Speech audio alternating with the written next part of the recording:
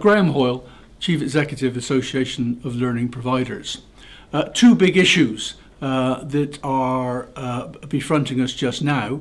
One is the extent to which the flexibilities which ministers have announced for colleges will be made available to independent providers from the private sector and the third sector.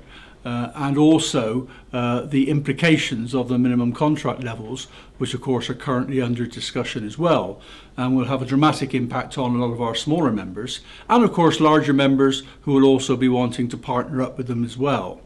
On the first one, I'm delighted to say that Minister John Hayes made an announcement only yesterday. He wrote to me yesterday confirming that outstanding independent providers would also benefit from the light touch inspection regime, which he announced for colleges of further education back in the summer.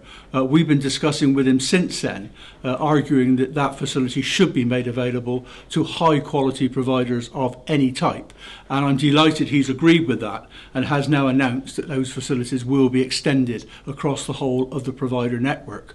We're still anxious to see other similar flexibilities about funding equally distributed across the whole of the provider network. Those discussions still continue, and obviously we're hoping that we're going to get some positive news on that before long. The second big issue I mentioned was minimum contract levels. This is a real big one for smaller providers in particular. We haven't had final figures, but we're expecting no contracts to be signed from next summer through the Skills Funding Agency for less than £500,000. And that's not a confirmed figure, but it looks as if it's going to be in that vicinity, and with the possibility of that figure going up in the years to follow. And at the moment, we're trying to alert all of our members, certainly that are under those levels, to start working out how they're going to handle that situation, which means they're going to have to partner up with some other larger organisation, or indeed partner up with a group of smaller organisations to keep themselves above that threshold if they want to enjoy a direct contract with the Skills Funding Agency.